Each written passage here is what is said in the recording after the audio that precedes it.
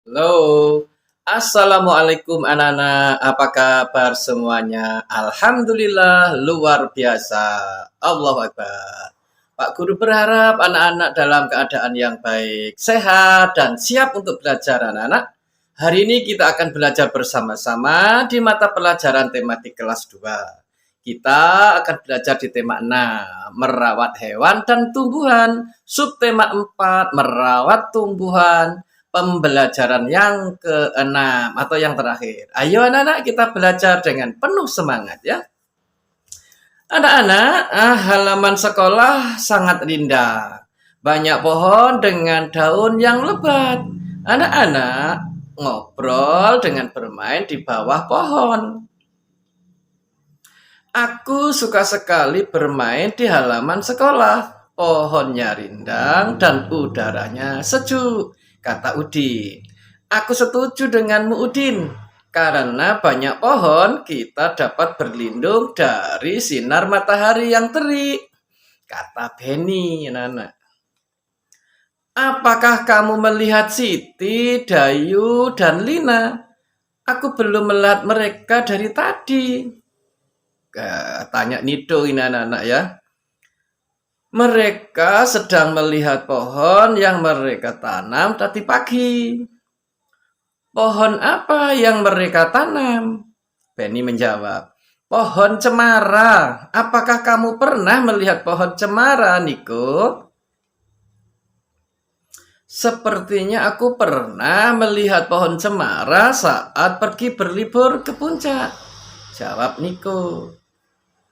Di manakah mereka menanam pohon cemara? Tanya Udin. Di dekat ruang guru, jawab Benny. Anak-anak, ini tadi percakapan Udin bersama dengan teman-teman ya.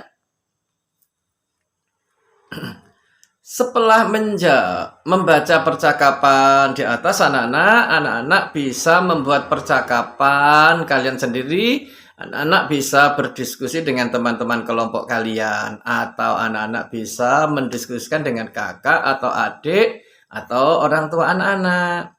Di sini berikut adalah situasi percakapan yang dapat digunakan. Misalkan anak-anak ingin menambahkan tanaman dalam pot untuk sekolah.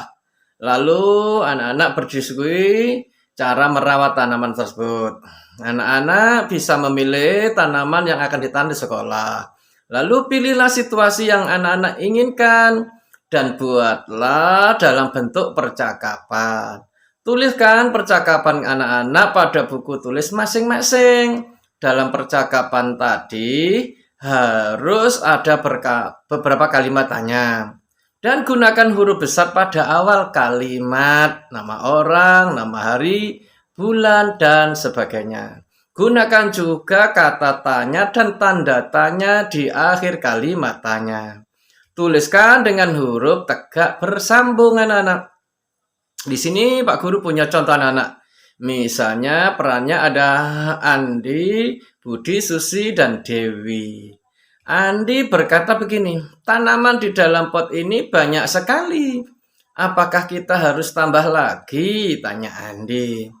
Mengapa potnya harus ditambah? Tanya Budi. Iya, mengapa harus ditambah? Ini tanya Susi juga. Agar tanamannya bisa lebih banyak, jawabnya Andi. Benar, supaya sekolah kita lebih indah, kata Dewi. Menambahi Andi anak-anak. Kalian sekalian gak Dayu, Siti, dan Lina? Lalu Andi menjawab, aku belum melihat. Mungkin mereka lagi di sekelas, Budi. Sudahlah, nanti kita cari lagi. Bagaimana dengan menambah potnya? Tanya Dewi. Oke, nanti aku bawa dari rumah ya, kata Susi. Lalu Andi menjawab, iya, kita bawa dari rumah masing-masing. Nah, Dewi di sini menjelaskan, nanti kita tempatkan di depan kelas ya, biar bisa bagus. Anak-anak bisa membuat percakapan seperti ini, anak-anak. Nah, kamu tentukan dulu nama orangnya, percakapannya bagaimana, begitu. Anak-anak, amati gambar tanaman tomat berikut ini. Ibu guru mengajak para siswa untuk mengunjungi kebun di belakang sekolah. Di kebun itu tumbuh tanaman tomat. Tanaman tomat sudah berbuah dan siap dipetik anak-anak. Para siswa mengamati buah tomat yang sudah dikemas dalam plastik. Ini adalah kemasannya tomat anak-anak. Ada yang beratnya 500 gram, ada yang beratnya 1 kilogram, 2 on, dan 5 on. Buatlah kelompok bersama temanmu yang terdiri atas 3-4 orang anak-anak. Lalu amatilah kembali gambar kemasan tomat di atas. Buatlah berbagai perbandingan berat tomat dengan berbagai satuan ukuran berat.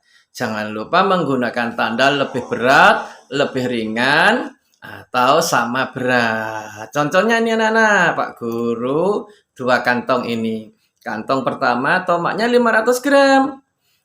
Kantong kedua berat tomatnya 5 on. Di sini satuannya berbeda, gram dan on. Maka kita akan samakan dulu satuannya menjadi gram ya.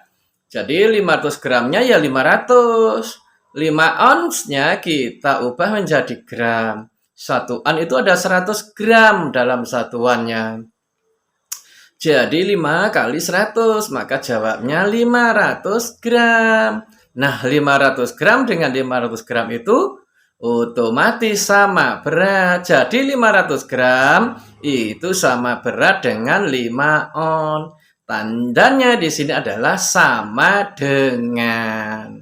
Berikutnya anak-anak, ya. Ada 1 kilogram dan 2 on. Kita ubah jadi on semuanya dulu anak-anak. 1 kilogramnya ada berapa on?